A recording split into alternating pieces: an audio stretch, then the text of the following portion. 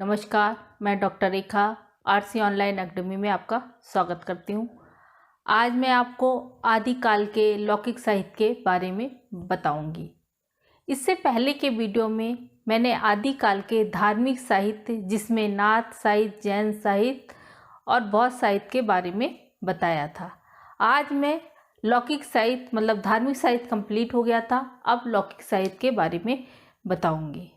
जैसा कि हम लोग थोड़ा बहुत जानते हैं कि धार्मिक साहित्य जो आदिकाल का था वो धार्मिक आश्रित होने के कारण ज़्यादा देखने को मिलता है। उसके बाद हमने रासो साहित्य या जिसको हम वीर साहित्य भी बोलते हैं, वह राजाओं के आश्रित होने के कारण हमें देखने को मिलता है। लेकिन लौकिक साहित्य लोक आश्रित होने के कारण बहुत कम देखने को मिलता है, या ये कह लीजिए वह धीरे धीरे लुप्त होता चला गया। लेकिन ये आदिकाल का जो लौकिक साहित्य था उसके बहुत सारे प्रमाण हमें प्राप्त होते हैं। मगध, दिल्ली, मुल्तान और राजस्थानी में हमें ये लौकिक साहित्य देखने को मिलता है। और ये लौकिक साहित्य इन राज्यों में इसलिए भी देखने को मिलता है कि इन जो ये लौकिक साहित्य था इन प्रदेशों में, वह उस प्रदेश की झलक भी दिखाता है। और वह लौकिक साहित्य जो हमें इन प्रांतों में देखने को मिला, जो लिखने वाले थे वे इन्हीं प्रांतिक के थे, इस कारण वे और भी हमें उस प्रांत की झलक और संस्कृति की झलक उसमें दिखाई देती है।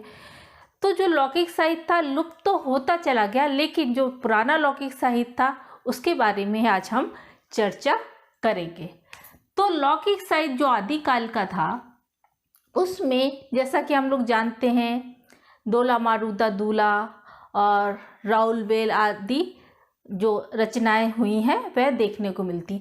तो जो बहुत सारी रचनाएं और हैं जिनके बारे में हम थोड़ा थोड़ा डिटेल में आपको बताएंगे। इससे संबंधित प्रश्न हमें एग्जाम में भी देखने को मिलते हैं। तो जो मैंने रचना ली है वह है राउल बेल।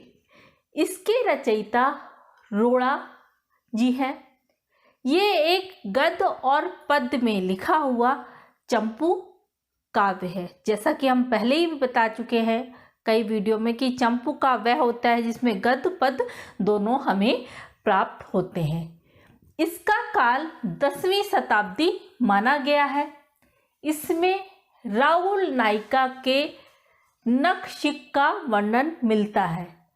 हिंदी में इसकी कृति से नखशिख वर्णन का प्रारंभ हुआ था।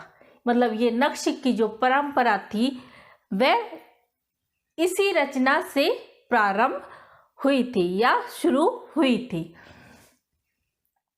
उसके बाद हमने ढोला मारूदा दूला, ये एक राजस्थानी यानी पश्चिमी राजस्थानी लोकगीत है।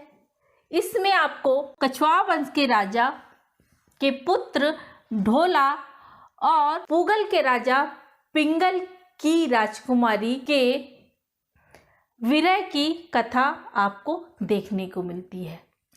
तो जो ये रचना थी इसके रचनाकार का पता नहीं है, लेकिन इसकी रचना ये मानी जाती है कि 11वीं शताब्दी में लिखी गई, जो पश्चिमी राजस्थान में इस रचना का वर्णन मिलता है। इस कथा का नायक जैसा मैंने पहले ही बताया ढोला है। वह 2 शादियां करता है। प्रथम विवाह इसका मारवाड़ी से होता है, दूसरा विवाह पालवाड़ी से होता है। मारवाड़ी से इसका विवाह बचपन में हो जाता है और ये दूसरी जगह चला जाता है, और इसका जो दूसरा विवाह होता है पालवाड़ी से होता है। तो मारवाड़ी क्या करती है, इसके विरह में व्याकुल रहती है और इसको बहुत सारे, जो ढोला है, बहुत सारा संदेश भिजवाती है, संदेश पत्र भिजवाती है। लेकिन जो पालवाड़ी होती है वह क्या करती है, जितने भी संदेशवाहक या संदेश आते हैं उन संदेशवाहों को ये मरवा देती है। फिर क्या होता है, जो ये मारवाड़ी होती है एक लोकगीत गायक को, जिसका नाम होता है राड़ी, कुछ लोग दाड़ी बोलते हैं, तो उसको भेजती है। वह जो लोकगीत के जरिए इसके जो मारवाड़ी होती है उसकी पहली पत्नी, उसका संदेश ढोला तक पहुंचाता है और इन दोनों का फिर मिलन होता है। तो ये ढोला मारूदा दूल्हा बहुत ही प्रसिद्ध राजस्थानी लोकगीत है। उसके बाद आता है बसंत विलास। इसमें कुल 84 दोहे मिलते हैं। इसमें बसंत ऋतु के मादक प्रभाव का चित्रण किया गया है। इसमें स्त्री और पुरुष और प्रकृति तीनों के सौंदर्य का वर्णन हमें बहुत ही अच्छी तरीके से दिखाई देता है। मतलब इतना सजीव चित्रण किया गया है, वह देखने मात्र ही है। उसके बाद उक्ति व्यक्ति प्रकरण है। इसके जो रचनाकार हैं वह दामोदर जी है। इन्होंने ये 12वीं शताब्दी में इसकी रचना की। ये एक व्याकरण ग्रंथ माना जाता है क्योंकि इसमें व्याकरण का बहुत अधिक वर्णन देखने को मिलता है। ये ग्रंथ जो राजकुमार थे उनको देसी भाषा की शिक्षा देने के लिए लिखा गया।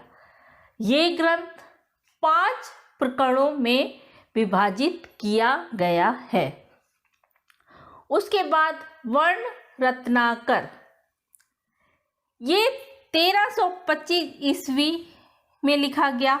इसके रचनाकार ज्योतिश्वर ठाकुर है।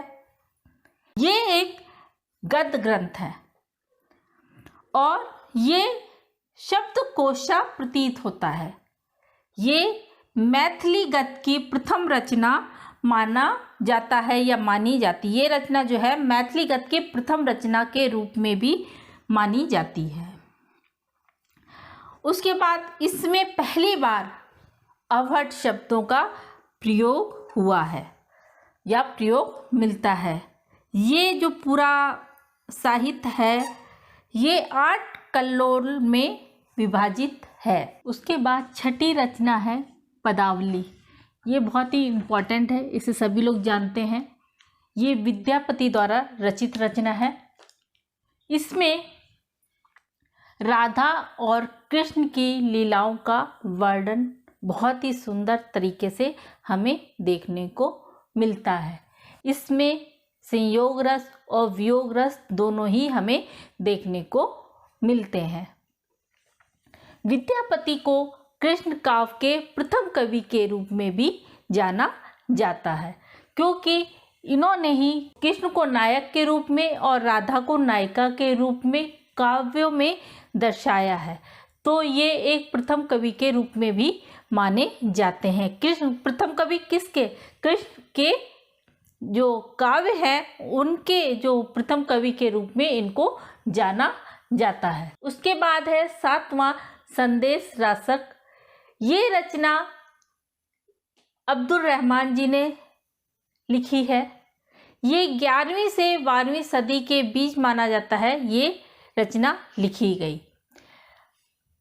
जो अब्दुल रहमान जी हैं इनको पहला मुस्लिम कवि माना जाता है। इन्होंने ये रचना 3 प्रकरणों में विभाजित की है। पहले प्रकरण में मंगलाचरण है, दूसरे में विरह वर्णन है और तीसरे में षड ऋतु का वर्णन मिलता है। ये संदेश रासक जो रचना है ये एक विरह काव्य माना जाता है। इसमें 233 छंद प्राप्त हुए हैं। कभी कभी ये पूछ लिया जाता है कि आदिकालीन साहित्य के मुस्लिम कवि का नाम लिखिए, तो आप मुस्लिम कवि जो पहले थे वे अब्दुल रहमान जी थे। तो हमने अभी आपको जो लौकिक साहित्य हैं और लौकिक साहित्य के रचनाकार और रचनाएं जो प्रसिद्ध थी उनके बारे में मैंने आपको बताया। अब जो लौकिक साहित्य उसकी कुछ विशेषताएं भी थी, मतलब वो जो लौकिक साहित्य लिखा गया उसकी भी अपनी कुछ विशेषताएं थी, वह मैंने यहाँ पे मेंशन की है। लौकिक साहित्य में आपने देखा होगा कि संयोग और वियोग का सरस वर्णन मिलता है। मतलब उसमें आप जो भी काव्य है वह जो है उसके अंदर हमें नारी का संयोग और वियोग देखने को मिलता है। नायक नायिका के अंदर जो संयोग और वियोग रस है वह दिखाई देता है। नख शिख परंपरा का वर्णन इसी समय चालू हुआ। जो लौकिक साहित्य है इसके जरिए नख शिख परंपरा का वर्णन शुरू हुआ और जो प्राकृतिक चित्रण थे उनका भी वर्णन हमें लौकिक साहित्य में भरपूर मात्रा में देखने को मिलता है, जिनमें पहाड़, झरने, आपको हर तरह का जो चित्रण है, प्राकृतिक चित्रण, वह देखने को मिलता है। गीता और संगीतात्मकता, इसका कहने का तात्पर्य है गीता मतलब गाया जाने वाला काव्य, और संगीतात्मकता का मतलब संगीत के साथ गाया जाने वाला जो काव्य था वह हमारा लौकिक काव्य माना जाता है। जन बोलियों का प्रयोग प्रारंभ, इसमें क्या था, लौकिक साहित्य में जन जन की जो बोलियां थीं उसका भी प्रादुर्भाव हमें देखने को मिला और तभी से इसका प्रारंभ, जन बोलियों का प्रारंभ लौकिक साहित्य में शुरुआत हुआ। स्ववन सुखाय सृजन का मतलब है कवि ने अपने सुख के लिए लौकिक साहित्य लिखा और उसमें अपने अनुसार इसमें सहज रूप से जो कवि सोचता था वह लौकिक साहित्य में दर्शाया गया। उसके बाद आता है लोकमानस का साहित्य। इसे लौकिक साहित्य इसीलिए माना जाता है कि ये लोकमानस के हृदय में आसानी से पहुंच पाया। तो आज के वीडियो में मैंने आपको आदिकालीन साहित्य के बारे में बताया और आदिकालीन जो लौकिक साहित्य था उसके बारे में बताया, उसकी विशेषताओं के बारे में बताया। आगे के वीडियो में मैं आपको रासो साहित्य के बारे में बताऊंगी। तो अगर आपको हमारा ये वीडियो पसंद आया है तो हमारे चैनल को सब्सक्राइब करें, वीडियो को लाइक करना ना भूलें। नमस्कार।